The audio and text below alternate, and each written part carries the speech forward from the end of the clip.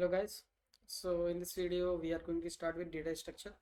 तो देखो, अभी तक हमने क्वेश्चन वाइज मतलब पहले क्वेश्चन हमने लगाए और उसके साथ कॉन्सेप्ट पढ़ लिया। ठीक है। तो इस वीडियो में सिर्फ और सिर्फ मैं थ्योरी बताऊंगा, मतलब जो भी जितने भी कॉन्सेप्ट हैं तो सिर्फ उसका रिवीजन होगा। और ये मतलब लास्ट लास्ट टाइम है, मतलब डीएसए एक बार में पूरा कंप्लीट हो जाए, जो भी लाइन बाय लाइन है उस तरह से मैं बताऊंगा। ठीक है।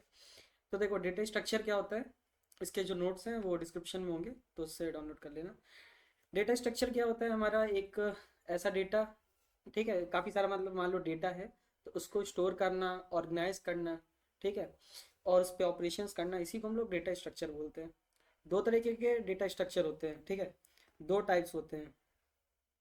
एक एक तो हमारा प्रिमिटिव होता है, ठीक है, एक हमारा प्रिमिटिव और दूसरा हमारा नॉन प्रिमिटिव। ठीक है, नॉन प्रिमिटिव। तो देखो, प्रिमिटिव में क्या आता है, हमारा जो भी हमारे इंटीजर है, इंट हो गया, फ्लोट हो गया, और हमारा कैरेक्टर हो गया और बूलियन हो गया, ये हमारे आते हैं प्रिमिटिव में। नॉन प्रिमिटिव में हमारे आते हैं लीनियर और नॉन लीनियर। ठीक है, ये हमारे नॉन प्रिमिटिव में आते हैं। तो देखो, लीनियर में क्या है कि हमारे एरेज हो गए, लिंक लिस्ट हो गया, स्टैक हो गया और क्यू हो गया। तो जो लीनियर होता है हमारा लीनियर, उसमें हमारे सिक्वेंशियल मैनर में होते हैं। ठीक, तो पहला पॉइंट तो ये हो गया, ये सिक्वेंशियल मैनर में होंगे। और नॉन लीनियर जो होते हैं हमारे, नॉन लीनियर, वो हमारे नॉन सिक्वेंशियल मैनर में होते हैं। ठीक है, इतना हमने पढ़ लिया। इसमें क्या आएंगे लीनियर में, हमारा एरेज आएगा, लिंक लिस्ट आएगा, स्टैक आएगा और क्यू आएगा। नॉन लीनियर में हमारा ट्री आएगा, ग्राफ और हैश टेबल। देखो, ये इंपॉर्टेंट है, हैश टेबल। ठीक है, तो अगर पूछा जाता है कि हैश टेबल्स कौन से डेटा स्ट्रक्चर में आते हैं, तो वो नॉन लीनियर डेटा स्ट्रक्चर हमारा। ठीक है। नेक्स्ट है हमारा इसमें स्टैटिक वर्सेस डायनेमिक। ठीक है, तो स्टैटिक क्या होता है और स्टैटिक वर्सेस डायनेमिक। ठीक है, राइटिंग में मत जाना, वो बन नहीं रही लिखते हुए। ठीक है, तो उसको इग्नोर करना। देखो, स्टैटिक क्या होता है, जब मतलब कंपाइल करते हैं हम, तो उस टाइम पे भी जो उस टाइम पे जो मेमोरी एलोकेट होती है, उसे हम लोग स्टैटिक डेटा स्ट्रक्चर कहते हैं। जैसे कि मान लो हमारा एरे है, ठीक है, ये हमारा एरे है, इसमें हमने 5 इनपुट लिए, 1 2 3 4 और 5, 5 इनपुट लिए। ठीक है, तो ये फिक्स साइज का एरे है। तो स्टैटिक डेटा स्ट्रक्चर वो स्ट्रक्चर डेटा होता है जिसमें हम लोग साइज जो है चेंज नहीं कर सकते रन टाइम में। और हमारा जो डायनेमिक होता है वो हमारा होता है memory is allocated at run time. ठीक है, तो उसमें क्या होता है कि हम लोग रन टाइम में मेमोरी को एलोकेट कर सकते हैं। मतलब मान लो इसमें ऐसे 3 है, ठीक है, तो रन टाइम में मान लो एक चौथा एलिमेंट भी आ गया, तो उसको ऐड हो जाएगा। तो ये क्या है, हमारा डायनेमिक है। ये हमारा बढ़ भी सकता है, या फिर मान लो 2 घट गए, सिर्फ 2 हो गए, तो ये श्रिंक भी कर सकता है। तो हमारा डायनेमिक डेटा स्ट्रक्चर है। तो स्टार्टिंग में हमारा क्या आता है, एरे आता है, हमारा एरे आता है। और हमारे जो डायनेमिक है उसमें हमारा लिंक लिस्ट आएगा। ठीक है, ये हमारे डायनेमिक स्ट्रक्चर डेटा स्ट्रक्चर हो गया। या फिर हमारे जो ट्रीज होते हैं वो आते हैं। ठीक है, ये हमारे डायनेमिक डेटा स्ट्रक्चर के पार्ट है। फिर आते हैं हम लोग एब्स्ट्रैक्ट डेटा टाइप क्या होता है। देखो, एब्स्ट्रैक्ट डेटा टाइप में क्या होता है कि जैसे हमारा जो स्टैक और क्यू है, तो उसमें आपने देखा होगा कि स्टैक में कौन से ऑपरेशंस होते हैं। स्टैक में हमारा ऑपरेशन होता है, एक पुश होता है, एक जैसे पॉप होता है। क्यू में हमारा ऑपरेशन कौन से होते हैं, क्यू में हमारा ऑपरेशंस होते हैं, एक हमारा एन क्यू और एक हमारा डी क्यू। ठीक है, तो ये 2 ऑपरेशंस होते हैं जैसे एन क्यू में। तो इसमें क्या है, पुश और पॉप, इसके पीछे एक क्या होगा, एल्गोरिथम होगा। लेकिन हम लोग इस एल्गोरिथम को नहीं देखते, इसके अंदर मतलब कौन सा एल्गोरिथम यूज है, हम लोग डायरेक्टली इसमें ऑपरेशंस कर देते हैं।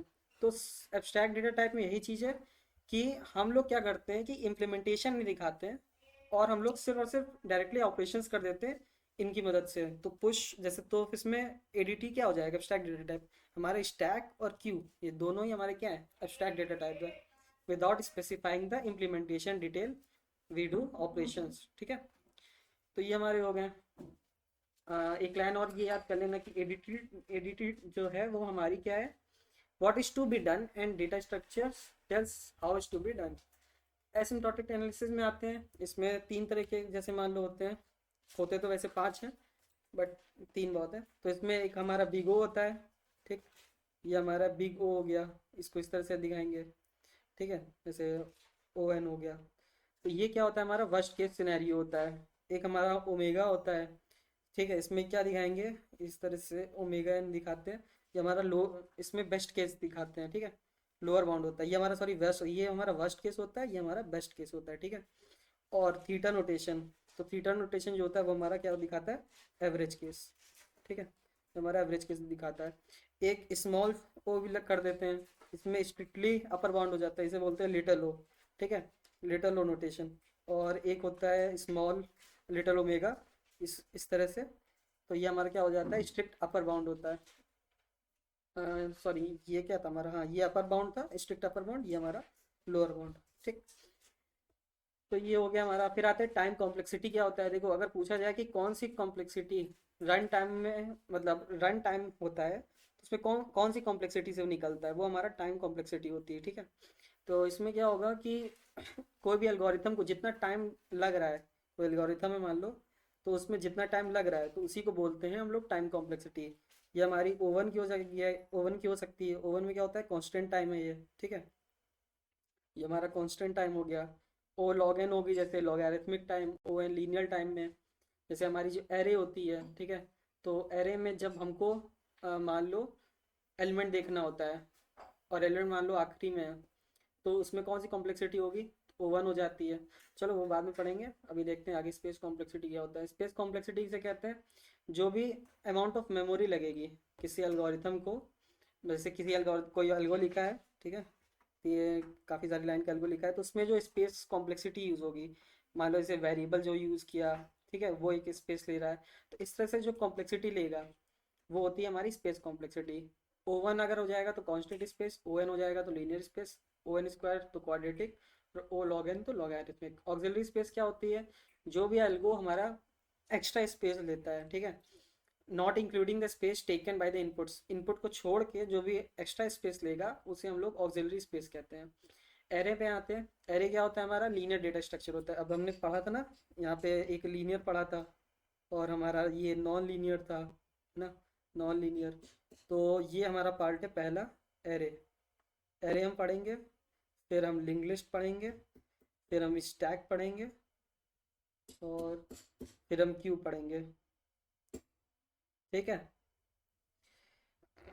तो एरे में आते हैं। एरे क्या, हमारा लीनियर डेटा स्ट्रक्चर है, इसमें एलिमेंट्स जो होगा सेम डेटा टाइप के स्टोर होते हैं। मतलब मान लो ऐसा लिखा है इंट A5, ठीक है, इंट A5, तो इसमें पांच एलिमेंट हो गए, वन हो गया, टू हो गया, थ्री हो गया, फोर हो गया, फाइव हो गया। तो ये क्या है, इंटीजर है। इंटीजर मतलब क्या होता है, जितने भी एलिमेंट्स हैं ये सब, ये हमारे एक ही टाइप के हैं, ठीक है। तो जो एरे होता है हमारा वो लीनियर डेटा स्ट्रक्चर होता है और सेम डेटा टाइप के एलिमेंट को स्टोर करता है। इसमें इंपॉर्टेंट ये है, होमोजीनियस होता है, ये होमोजीनियस मतलब सेम डेटा टाइप। तो अगर पूछा जाता है तो फाइनाइट, ऑर्डर्ड और होमोजीनियस होता है। टाइप्स ऑफ एरे में आते हैं, तीन तरह के एरे होते हैं हमारे। एक हमारा 1D होता है, एक 2D होता है, एक हमारा 3D होता है, ठीक है। तो 1D एरे जो अभी हमने इससे पहले एग्जांपल लिया, 1D एरे का हो गया। 2D में क्या होता है, रोज और कॉलम होगा। जैसे मान लो यहाँ पे लिखा है इंट A2 और 3, ठीक है, इस तरह से लिखा है। तो ये जो 2 होगा हमारा, ये हमारे रोज होंगे और ये हमारे कॉलम्स होंगे, ठीक है, ये हो गया। और 3D अरे में क्या होता है कि जैसे मान लो लिखा है इंट A3, और इसमें लिखा है मान लो 3 और ये 3, तो इसमें क्या होगा, कितने टोटल ऑफ, ये क्यूब लाइक का स्ट्रक्चर होता है पहले तो, इस तरह से स्ट्रक्चर होगा इसमें, ठीक है। और इसमें क्या होगा, हम्म हम्म, तो ये क्यूब लाइक स्ट्रक्चर होगा, ये जो बताता है, ये नंबर ऑफ एरेज बताता है, कितनी नंबर ऑफ एरेज होंगी इसके अंदर। और ये हमारा बताएगा कि रोज, और ये हमारे रोज बताता है, और ये हमारा कॉलम बताता है, ठीक है। तो इस तरह से हो गया। फिर आते हैं कैरेक्टरिस्टिक्स क्या होती हैं। पहले तो हमने पढ़ा फिक्स्ड साइज होगा, जैसे पाँच लिखा तो न पाँच ही नंबर होंगे, फिक्स्ड साइज हो गया। रैंडम एक्सेस कर सकते हैं हम, होमोजीनियस का मतलब सेम डेटा टाइप होंगे, और कॉन्टिग्यूअस मेमोरी होगी। और अगर एड्रेस ऑफ ith एलिमेंट निकालना है तो इसमें से सिर्फ 1D अरे का देख लो, 2D और 3D का छोड़ देना। जैसे 1D एरे का निकालना है तो एग्जांपल एक ले लेते हैं हम लोग, जैसे इसमें लिया है ए और A2, ठीक है। बेस एड्रेस हमको दिया जाएगा, बेस एड्रेस मान लो 100 दे दिया, ठीक है। 100 बेस एड्रेस एड्रेस दे दिया गया। इंटीजर है तो इंटीजर का क्या हो जाएगा 4 बाइट, ये हमारा साइज होता है। अब ये साइज तो पढ़ ही लेना कितना होता है, इंटीजर का कितना होता है, फ्लोट का कितना होता है, ठीक है। अगर नहीं दिया होगा तो 4 बाइट ले लेना, अगर दे दिया होगा तो अच्छी बात है फिर। तो इसमें फाइंड A2 निकालना है, ठीक है, इसको निकालना है। तो हमारा ये हो जाएगा बेस एड्रेस प्लस आई, प्लस आई इंटू हमारा क्या हो जाएगा साइज, ठीक है, इस तरह से होता है। तो यहाँ पे 100 हमारा बेस एड्रेस है, प्लस आई कितना है हमारा 4 बाइट का है, सॉरी आई क्या है हमारा, ये हमारा 2 है, और साइज कितना है 4 बाइट का है, तो इसका आंसर क्या हो जाएगा 108 हो जाएगा, ठीक है। ये कब होता है, एक और चीज़ इसमें देखो इंपॉर्टेंट क्या है, जैसे मान लो जब ये एरे ऐसे 0 0 1 2 थी, ठीक है, और इसमें हमको निकालना था A2 का। अगर 0 इंडेक्स से चालू होगा तब हम लोग क्या लेते हैं, आई की वैल्यू हम लोग लेंगे, यहाँ पे क्या लिए 2 लिए। लेकिन मान लो हमारा इंडेक्स जो है वो यहाँ 1 से चालू होता है, 1 2 3, तो आई क्या हो जाएगा, ये हमारा 2 माइनस आई, ये जो स्टार्टिंग वाला इंडेक्स है, ठीक है, तो 2 माइनस 1 हो जाएगा। छोड़ो, अगर कंफ्यूज हो रहे हो तो जान दो, लेकिन अगर सिंपल इस तरह से है, बेस एड्रेस दिया गया है, आई दिया गया हो और साइज दिया गया हो, तो हम इस तरह से निकाल लेंगे इस फॉर्मूले से, ठीक है। 2D और 3D का छोड़ दो, इतना नहीं करेंगे। फिर आते हैं एरे टाइम कॉम्प्लेक्सिटी में, ठीक है। तो देखो बेस्ट केस की तो जल्दी पूछता नहीं है, ज़्यादातर वर्स्ट केस की पूछता है, ठीक है, वर्स्ट केस या फिर एवरेज केस। तो देखो एक्सेस करने की हो, मान लो ये कोई एलिमेंट है, ठीक है, ये पाँच ऐसे 5 एलिमेंट है, ठीक है। मान लो मान लो इसमें कोई वो है, एक्सेस करने की पूछी जाए, तो हमको डायरेक्ट एक्सेस कर सकते हैं। मान लो यहाँ पे लिखा है A3, ठीक है, तो ये 0 1 2 और 3, तो ये वाला एलिमेंट जो होगा, ये वाला एलिमेंट हम लोग डायरेक्टली एक्सेस कर सकते हैं A3 से। A2 से करें, A2 लिखेंगे तो ये वाला एलिमेंट एक्सेस कर सकते हैं। मान लो A1 लिख दिया गया तो ये वाला एलिमेंट एक्सेस कर सकते हैं। तो इस तरह से क्या हो जाएगी, डायरेक्टली हम लोग एक्सेस कर सकते हैं। तो हमारी जो फर्स्ट केस में भी कॉम्प्लेक्सिटी इसमें क्या हो जाएगी O1 हो जाएगी। अगर मान लो हमको इसी में इंसर्ट करना है यहाँ पे एंड में, ठीक है, तो क्या है कि हम डायरेक्टली सीधा इंसर्ट कर देंगे। हमको पता है जैसे पांच पांच एलिमेंट कह रहे हैं, ठीक है, 5 एलिमेंट कह रहे हैं, हमको छठे एलिमेंट में छठे उसमें इंसर्ट करना है, ठीक है, तो हम लोग डायरेक्टली एक्सेस कर सकते हैं, तो O1 की हो जाएगी। लेकिन मान लो हमको वहीं पे स्टार्ट में करना है, स्टार्ट में हमको यहाँ पे इंसर्ट करना है, तो हमको क्या करना पड़ेगा, ये जो जितने भी एलिमेंट्स थे इनको आगे शिफ्ट करना पड़ेगा, तभी तो इधर लगाएंगे अपने यहाँ एलिमेंट, है ना।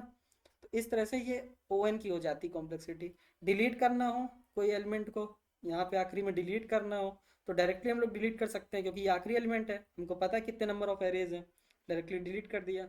लेकिन मान लो स्टार्ट में डिलीट करना हो तो डिलीट तो हो जाएगा, ठीक है, लेकिन जो अब ये जो नेक्स्ट एलिमेंट था ना इससे पहले वाला, मान लो ये है ऐसे, ठीक है, 0 1 2 है, ये हमको डिलीट करना है, ठीक है।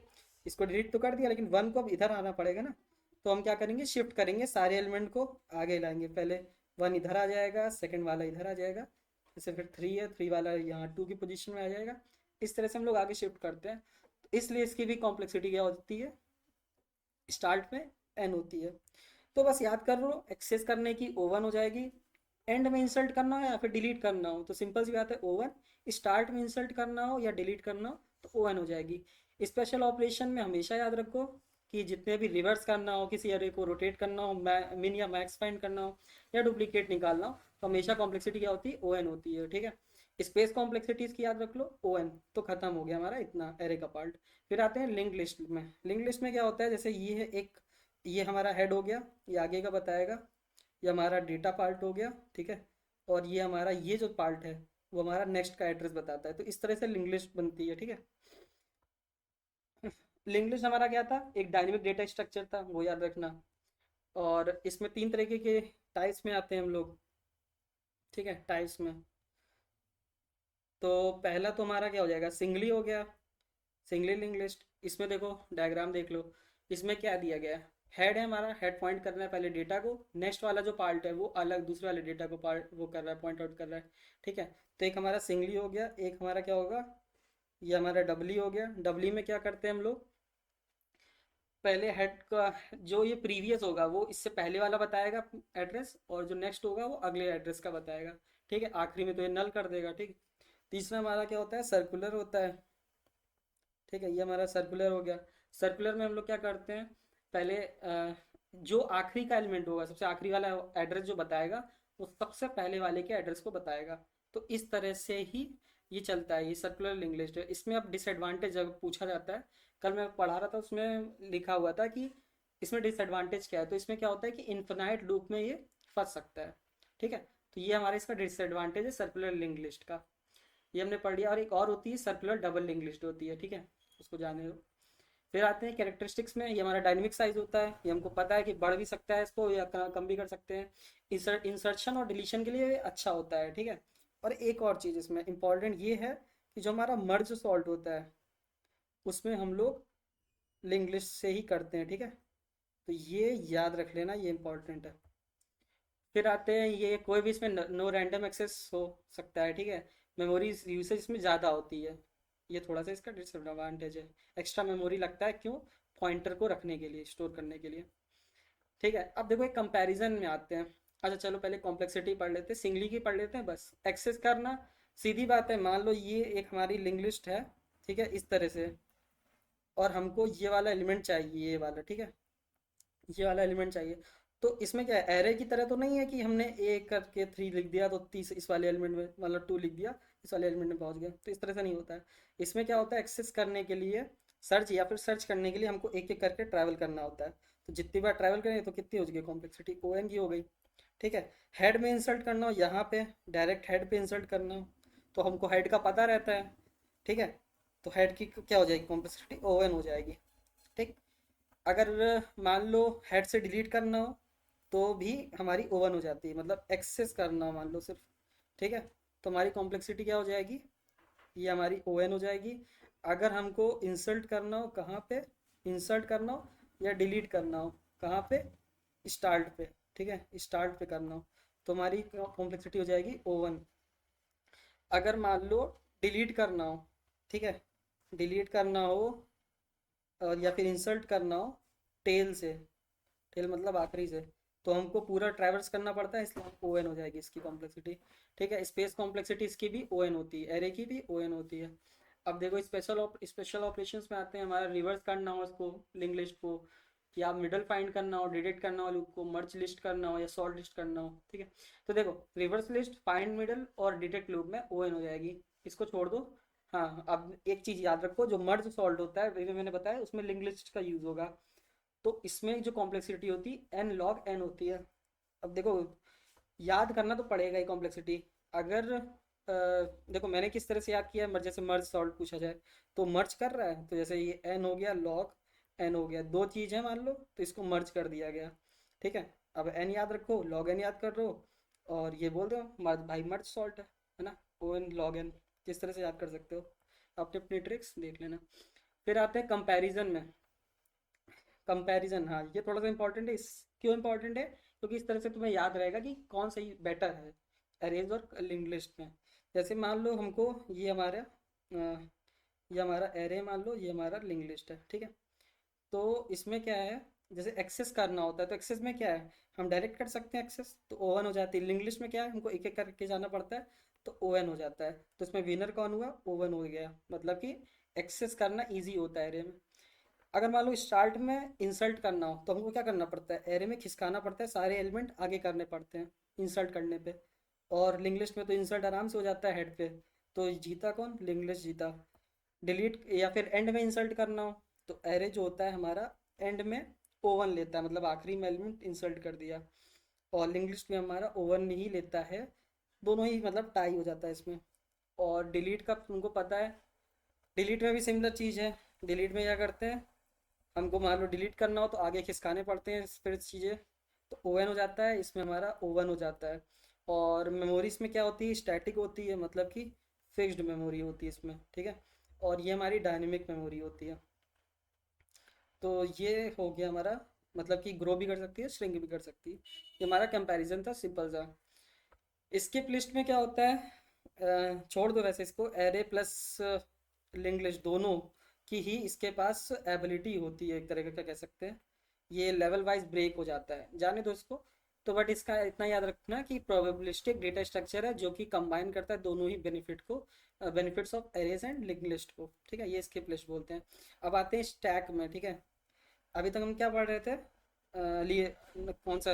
ये लीनियर डेटा स्ट्रक्चर, हाँ, उसके दो चीज़ें पढ़ ली मैंने। एक हमने पढ़ा कि एरे क्या होता है, लिंक्ड लिस्ट क्या होता है। अब आते हैं स्टैक और क्यू, दो चीज़ें बचा है। अब देखो सिंपल सा जल्दी जल्दी करेंगे। स्टैक हमारा क्या होता है और क्यू का हमारा क्या होता है, ठीक है। स्टैक में हम लोग कौन सा प्रिंसिपल यूज़ करते हैं? लीफो, मतलब कि लास्ट इन फर्स्ट आउट। एक मान लो ये डिब्बा है तो पहले एलिमेंट गया, इस तरह से ऐड हुआ, फिर एलिमेंट एक हुआ, इस तरह से ऐड हुआ। तो ये जो ऐड कर रहे हैं हम लोग, क्या कर रहे हैं, ये इसे बोलते हैं हम लोग पुश, ठीक है। इसको ऐड करने को, अगर मान लो हमको निकालना हो तो पहले तो भर गया, पहले इस तरह से भर गया पूरा।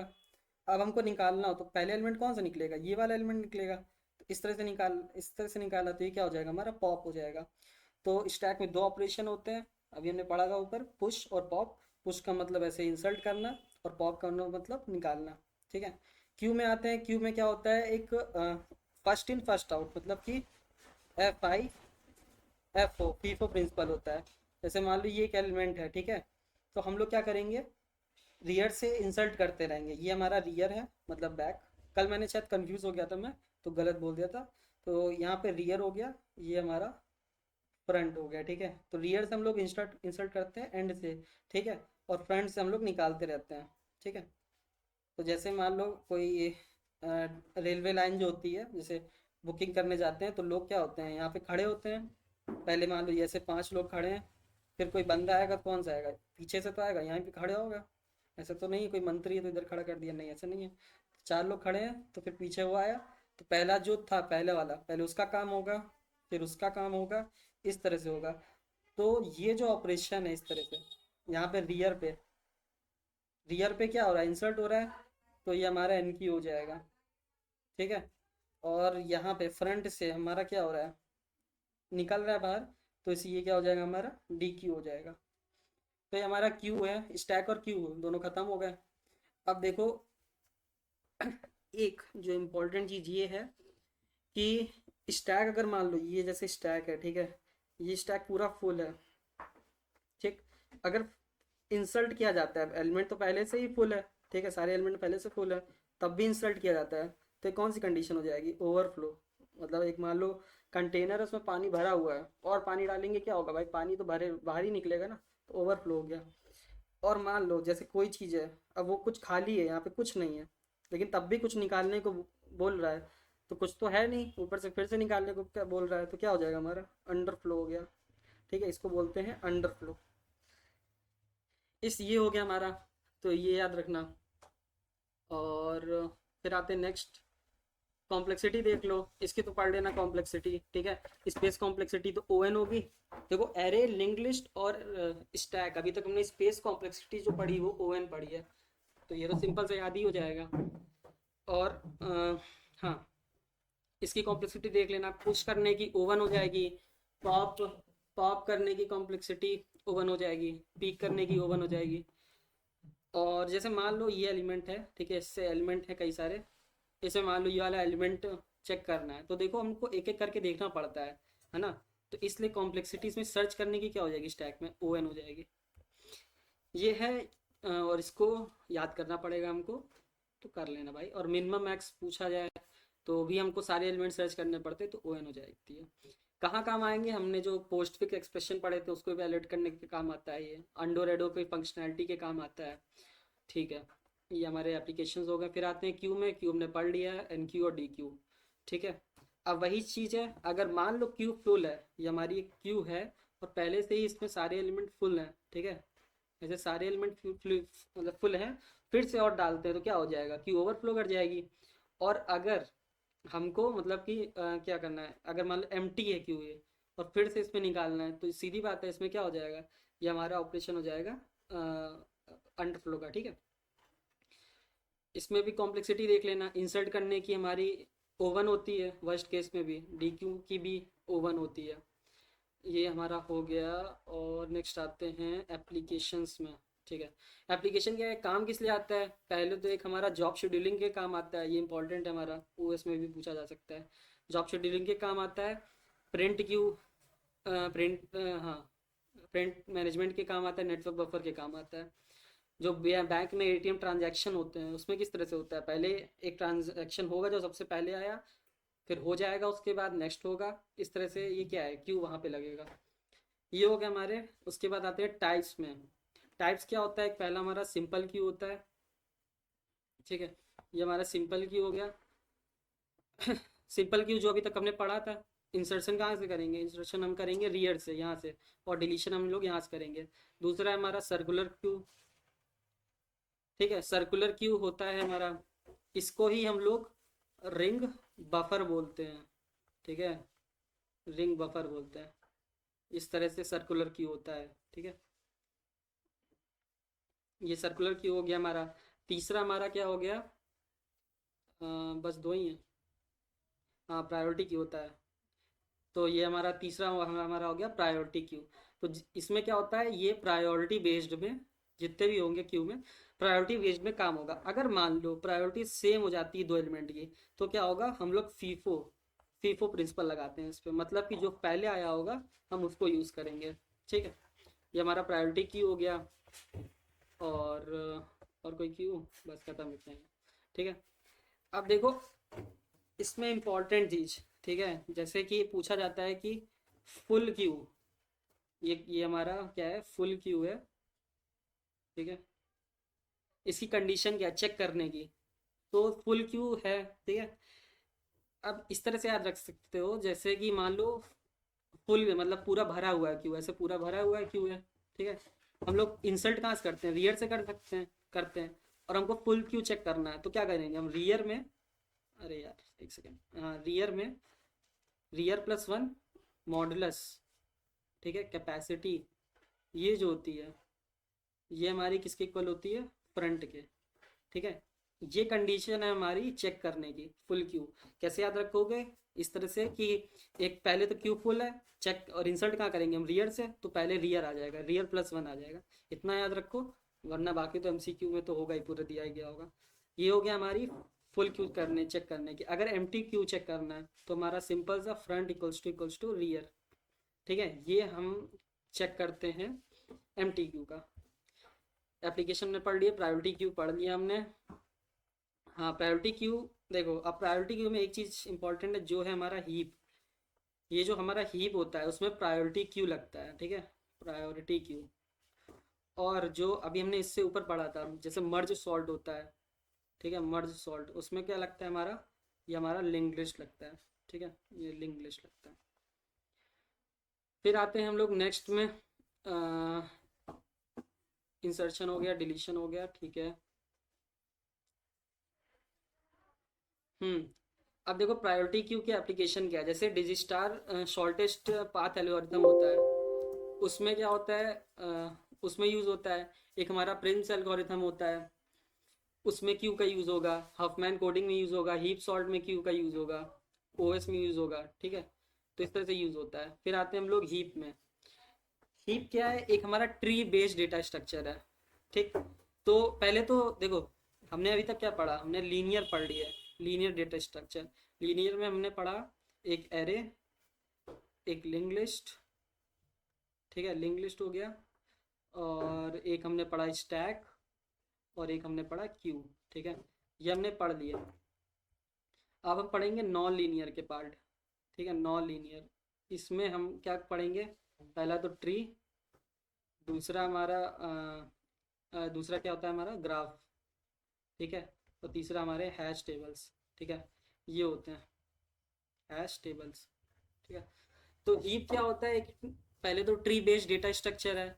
इसमें क्या होता है, हाँ, एक मैक्स हीप बनती है, एक मिन हीप बनती है। मान लो ये, जैसे एग्जांपल लेते हैं हम लोग ये वाला, जैसे इसमें 10 है, जैसे ये 10 हो गया, 9 हो गया, ये 8 हो गया, ठीक है, ये इधर 7 और 6, ये 5 और 4। इसमें क्या है कि जो सबसे ऊपर वाला एलिमेंट होगा, रूट एलिमेंट, ठीक है, वो सबसे बड़ा होगा अपने चिल्ड्रन से, मतलब 9 और 8 दोनों से ही बड़ा होगा। इसके चिल्ड्रन क्या है, 10 के, 9 और 8, ठीक। 9 जो होगा वो उसके अपने चिल्ड्रन से बड़ा होगा। तो इस तरह से मैक्स हीप होती है, इसे बोलते हैं हम लोग मैक्स हीप। मिनिमम हीप में क्या होता है, हम करते हैं ये जो 1 होगा, ये 1 जो होगा हमारा, जो रूट होगा वो अपने चिल्ड्रन से बड़ा होगा, ठीक है। हाँ, सो मैक्स और मिन हीप हमने पढ़ लिया। फिर आते हैं इसकी कॉम्प्लेक्सिटी पे।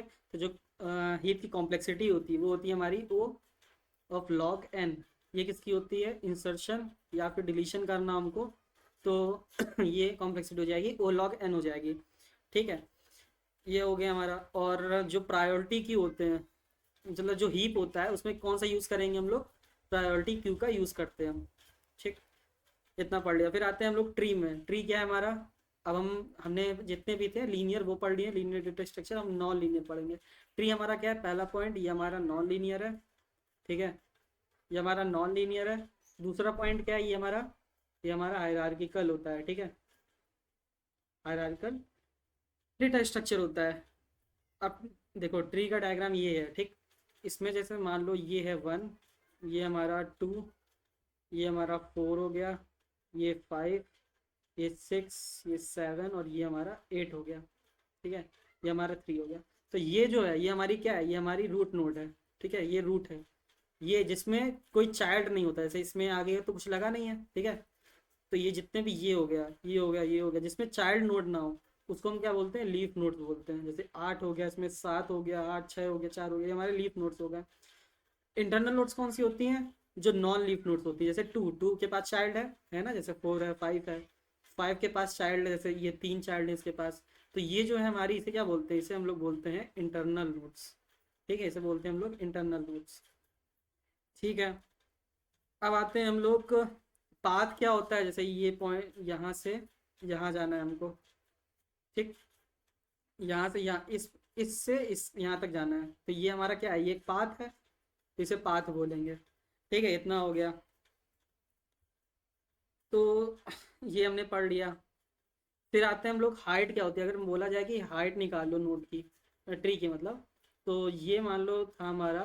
तो अगर हाइट क्या होता है, जो हमारी लॉन्गेस्ट पाथ होता है नोड से, जैसे मान लो रूट नोड से निकालना, तो हाइट क्या होगी, तो ये हमारा रूट हो गया, ये हमारा लीफ हो गया, ठीक है। मान लो ये वाला लीफ ले लेते हैं हम।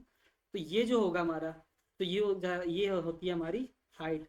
मतलब कि जो भी नोड से लीफ तक जो पाथ होता है, जो लॉन्गेस्ट पाथ होता है, मतलब लॉन्गेस्ट यूज होता है, लॉन्गेस्ट पाथ जो होता है, उसे ही को हम लोग हाइट बोलते हैं, ठीक है। ट्री जो होते हैं वो कई तरीके के होते हैं। जैसे हमारा एक होता है बाइनरी ट्री। बाइनरी ट्री में क्या होगा, एटमोस्ट दो चिल्ड्रन होंगे। एटमोस्ट मतलब जीरो भी हो सकता है, चिल्ड्रन मान लो जीरो भी हो सकता है, 1 भी हो सकता है, 2 से ज़्यादा चिल्ड्रन नहीं होंगे इसमें। तो ये हमारा क्या है, बाइनरी ट्री है। फिर होता है बीएसटी, बाइनरी सर्च ट्री हो गई। बीएसटी में क्या होता है कि बीएसटी में क्या होता है, जैसे मान लो ये है, ठीक है, इस साइड वाला जो है, ये लेफ्ट वाला एग्जांपल ले लो, जैसे ये 5 है, मान लो ये 1 है और ये हमारा 6 है। तो ये जो लेफ्ट वाला होगा वो नोड से कम होगा, ठीक है, और जो राइट वाला होगा वो रूट नोड से ज़्यादा होगा। इसी तरह से जो बनती है, ठीक है, इसी तरह से जो बनती है जो ट्री बनती है उसी को हम लोग क्या बोलते हैं, बाइनरी सर्च ट्री बोलते हैं, BST, ठीक है। ये हो गया हमारा। और इसमें क्वेश्चन आ जाता है, जैसे कोई बाइनरी ट्री दी गई है, ठीक है, कोई बाइनरी ट्री है हमारी, उसमें बोला गया कि हाइट निकालो, ठीक है, नंबर ऑफ नोड्स दिए गए, मैक्स नोड, तो इसमें मैक्स नोड्स कितने होंगे, ये मैक्स नोड्स कितने होंगे। देखो ये है इंपॉर्टेंट, थोड़ा हो सकता है फॉर्मूला भी आ जाए, ठीक है। कल जैसे हम लोग क्वेश्चंस कर रहे थे तो उसमें दिया गया था, उसमें n की वैल्यू 5 दी गई थी और मैक्स नोट्स निकालनी थी। तो फॉर्मूला होता है 2, मतलब हाइट दी गई थी, हाइट थी हमारी 5, हाँ। तो फॉर्मूला होता है ये 2 की पावर h+1 - 1, ठीक है। ये हमारे मैक्स नोट्स का फॉर्मूला है। मिनिमम नोट का आते हैं, मिनिमम नोट कितनी होगी, तुम्हारी होती है वो h+1। अब ये याद रखो, ठीक है, मतलब। हाँ, तो बैलेंस ट्री क्या होता है, देखो एवियल ट्री को ही हम लोग बैलेंस ट्री कहते हैं। देखो जैसे हमारा ये जो एवियल ट्री है, ठीक है, एक सेकंड रुकना, हाँ ठीक है। तो ये जो एवियर ट्री हमारा है, ये हमारा क्या है, पहले तो सेल्फ बैलेंसिंग ट्री है, ठीक है। ये हमारा सेल्फ बैलेंसिंग ट्री होता है, और इसमें जो बैलेंसिंग फैक्टर होता है वो -1, 0 या फिर +1 का होगा, ठीक। और इसमें भी सेम ही चीज़ है जैसे बाइनरी ट्री में होता है हमारा, एटमोस्ट 2 चिल्ड्रन होने चाहिए। और एक और चीज़ जो है ज़रूरी, ये हमारा binary tree and binary search tree, इसके पास दोनों की ही प्रॉपर्टी होती है, ठीक है। तो ये हमारा एवियल ट्री हो गया। देखो बैलेंसिंग फैक्टर क्या होता है कि जैसे ये मान लो डी एफ इक्वल्स टू 1 लिखा है, कैसे आया, ये हमारे कितना है, एक, ये हमारा दो, तो ये टोटल दो हैं लेफ्ट साइड के, ये हमारा एक है, तो ये हमारा कितना हो गया, 2 - 1, तो 1। तो इस तरह से जैसे हमारा यहाँ पे ये 2 दिया है, हमारा ये 4 दिया है, ये हमारा 5 दिया है। अब इसका मान लो बैलेंसिंग ये फैक्टर निकालना है, ठीक है। तो इसमें क्या हो जाएगा, ये 1 है, लेफ्ट में 1 है, राइट में 1 है, तो -1 - 1 0। तो इस तरह से हो गया हमारा, ठीक। ये हो गया हमारा। टाइम कॉम्प्लेक्सिटी आते हैं, तो टाइम कॉम्प्लेक्सिटी होती है हमारी ओ ऑफ लॉग एन, ठीक है। ये हमारी एवीएल की टाइम कॉम्प्लेक्सिटी होती है। चलो ठीक है, इतना हो गया। फिर आते हैं नेक्स्ट में बी ट्री। बी ट्री देख लेना, एक स्पेशल ट्री होती है, इसमें दो या दो से ज़्यादा, मिनिमम 2 चिल्ड्रन होंगे, मतलब मिनिमम 2 चिल्ड्रन होते हैं, ठीक है। और अगर इंटरनल नोड का पूछा जाए कितनी इंटरनल नोड हो सकती है, तो वो n/2 होती है, ठीक है। मिनिमम इंटरनल नोड n/2 होती है, ठीक। इतना हो गया। रेड ब्लैक ट्री में आते हैं। देखो रेड ब्लैक ट्री में क्या है होता है कि जैसे ये मान लो ये एक ट्री है, ठीक है। तो ये जो रूट होगा वो हमेशा ही ब्लैक होगा, ठीक है। रूट नोड हमेशा ही ब्लैक होता है, ठीक। ये होता है, और ये भी एक बैलेंस्ड बाइनरी सर्च ट्री है। इतना हो गया। और मैक्सिमम जो इसमें जो रोटेशन होते हैं, ठीक, वो होते हैं हमारे मैक्स 2। इतना बहुत है, उसके बाद इतना पढ़ लो कि इसकी भी जो कॉम्प्लेक्सिटी होती है वो ओ लॉग एन होती है, ठीक है। ये हमारी रेड ब्लैक ट्री की हो गई। एवीएल की हमने पढ़ी थी, उसकी भी ओ लॉग एन होती है, ठीक है। अभी हमने ऊपर पढ़ा, तो इतना याद कर लेना, टाइम कॉम्प्लेक्सिटी, ठीक। स्पेस कॉम्प्लेक्सिटी इसकी कितनी थी, स्पेस कॉम्प्लेक्सिटी देख लेना यार, शायद ओ लॉग एन ही होती है, ठीक। देख लेना इसको। फिर आते हैं हम लोग ट्री ट्रैवर्सल में। देखो दो तरीके के ट्रैवर्सल होते हैं, एक हमारा होता है ब्रेथ फर्स्ट सर्च, BFS, मतलब ब्रीफ ब्रेथ फर्स्ट ट्रैवर्सल होता है। एक हमारा डेप्थ फर्स्ट फर्स्ट ट्रैवर्सल होता है, ये भी हम आगे पढ़ लेंगे, रुको भी थोड़ा। हैश टेबल में आते हैं। हैश टेबल में क्या होता है, सिंपल सी चीज़ है, एक ऐसा डेटा स्ट्रक्चर जो इंफॉर्मेशन स्टोर करता है, और इसमें दो कंपोनेंट होते हैं, एक हमारा होता है की, और एक होता है हमारा, एक की हो गया, एक हमारा हो गया वैल्यू, ठीक है। एक की होता है, एक हमारा वैल्यू होता है, दो कंपोनेंट होते हैं इसमें। जैसे कि मान लो लिखा है ये एच की इक्वल्स टू इंडेक्स, ठीक है। तो ये हमारी की हो गई, ये हमारा वैल्यू हो गया, ये हैश फंक्शन हो गया हमारा, ठीक है। ये हो गया, इसी को हैशिंग बोलते हैं, ठीक है। एक ऐसी सर्चिंग टेक्निक जो होती है, सर्चिंग टेक्निक होती है, ठीक है। और इसका जो टाइम कॉम्प्लेक्सिटी होती है वो होती है O(1), ये इंपॉर्टेंट है बहुत ज़्यादा ही, तो याद रखना, O(1) होती है हैशिंग की, ठीक है, टाइम कॉम्प्लेक्सिटी। तीन तरह के मेथड होते हैं, डिवीजन, फोल्डिंग, मिड स्क्वायर, छोड़ दो इसको। कोलिजन कब होता है, हाँ, ये देख लो, जब मान लो कोई भी दो डिफरेंट वैल्यूज हैं, ठीक है, जैसे एक ए बी है, इसकी सेम वैल्यूज हो जाएं, ठीक है। जब सेम वैल्यूज हो जाएं तब होता है कोलिजन अकर हो जाता है, ठीक। दो तरह के कोलिजन होते हैं, एक हमारा ओपन हैशिंग होता है, एक हमारा क्लोज्ड हैशिंग होता है। इसी को, ये एक होता है हमारा ओपन, इसी को एक होता है हमारा क्लोज्ड। इसको हम लोग चेनिंग टेक्निक भी कहते हैं, यहाँ पे लिखा हुआ है, ठीक है। और क्लोज्ड हैशिंग जो होता है उसे हम लोग ओपन एड्रेसिंग बोलते हैं। इसे क्लोज्ड एड्रेसिंग बोलेंगे और इसे ओपन एड्रेसिंग बोलेंगे। अरे मतलब कुल मिला के ये ओपन है, ठीक है, ओपन हैशिंग है, तो इसका जो आंसर हो जाएगा वो क्लोज्ड हो जाएगा, इसका क्लोज्ड है तो आंसर ओपन हो जाएगा, ओपन एड्रेसिंग हो जाएगा। कंफ्यूज मत होना, ध्यान से देख लेना। ग्राफ आते हैं। ग्राफ भी सिंपल चीज़ है, ये हमारा एक, जैसे मान लो ये ग्राफ हो गया, ठीक है। इसमें ये वर्टेक्सेस है, ये हमारी एजेस है, ठीक है, ये हमारी एज हो गई, ठीक। डिनोट कैसे करते हैं, GV, ठीक है, ये हो गया हमारा। अनडायरेक्टेड में क्या होता है, जैसे ये हमारा ग्राफ हो गया, ठीक है, इस तरह से कनेक्ट है, ये हमारा ग्राफ है, और एक हमारा ये ग्राफ है, ठीक है, ये हमारा ग्राफ है। और इसमें जैसे ये इसमें एरो दिखाई गई है, ठीक है, इसमें ऐसे एरो दिखा दी गई। देखो जिसमें एरो ना दिखा है वो हमारा अनडायरेक्टेड हो गया, जिसमें दिखा दे वो हमारा डायरेक्टेड ग्राफ हो गया। सिंपल सी चीज़ ये है। ठीक, ये आ गया। ये हो गया पाथ। और हम पता ही है तुमको, एक नोड से दूसरी नोड तक जाना। ठीक है, पाथ अगर पूरा ग्राफ का पूछा जाए तो रूट नोड से मान लो कोई नोड पकड़ा, उससे हर नोड पे ट्रैवर्स कर जाना, जिससे कि हर नोड पे ट्रैवर्स कर जाओ। ठीक है, तो वो क्या बताएगा, कंप्लीट पाथ बताएगा। ठीक है, ये हो गया हमारा। फिर आते हैं हम लोग ग्राफ रिप्रेजेंटेशन में। दो तरह के ग्राफ रिप्रेजेंटेशन होते हैं, एक हमारा सीक्वेंशियल होता है, एक हमारा लिंक लिस्ट रिप्रेजेंटेशन होता है। सिंपल सा है यार, इसमें देखो ए है, जैसे ये हमारा बी है, ये हमारा सी है।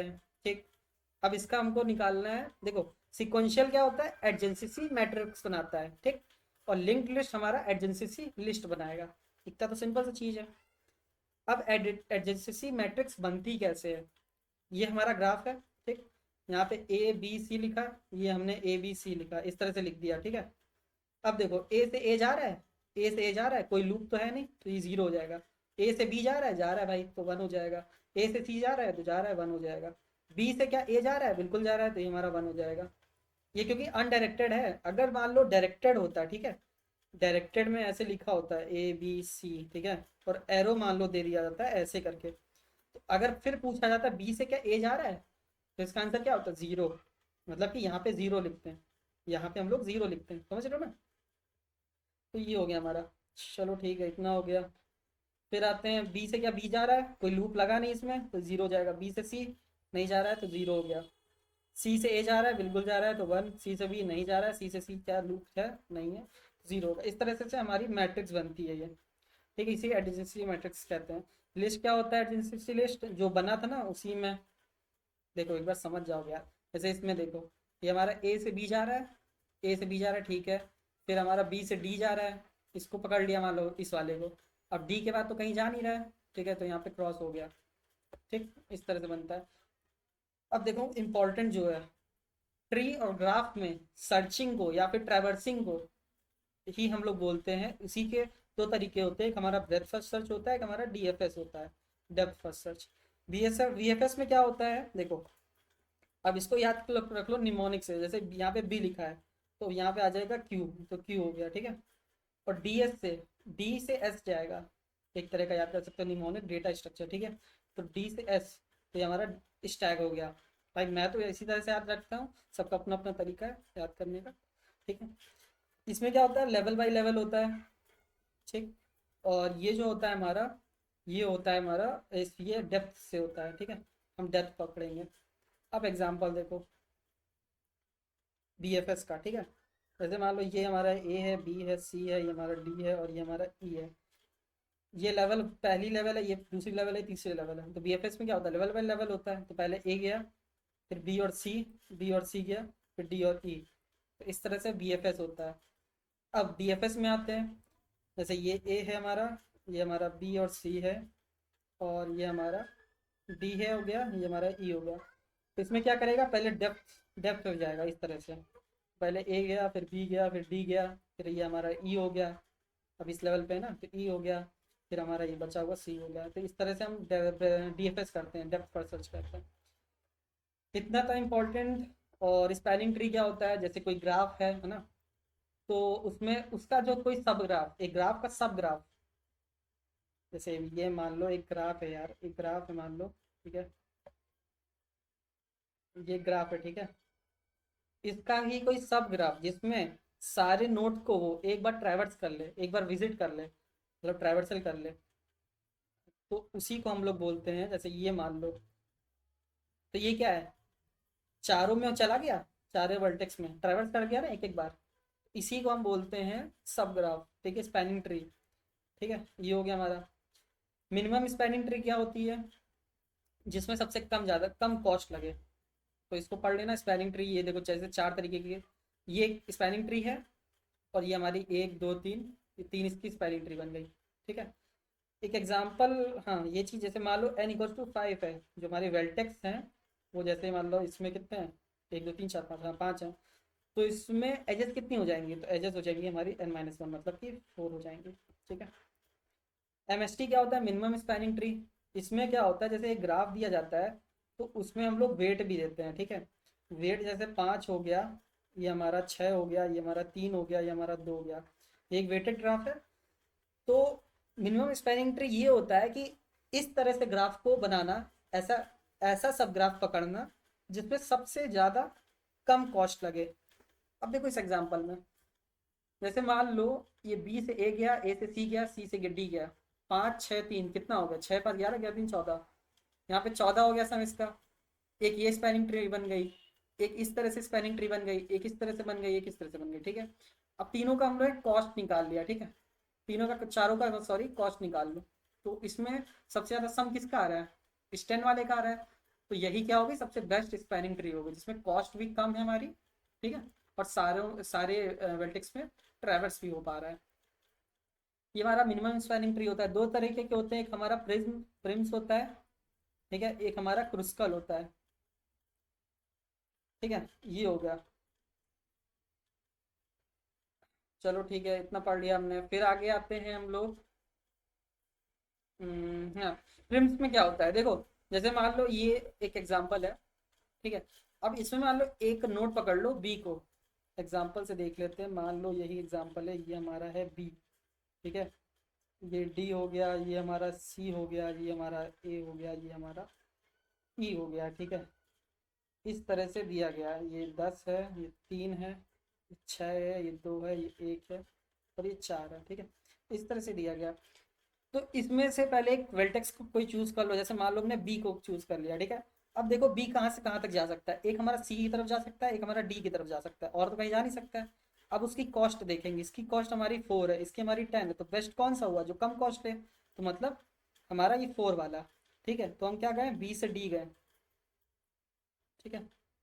एक सेकेंड। तो ऐसे बगल में बनाते रहना यार, इसमें जगह नहीं है।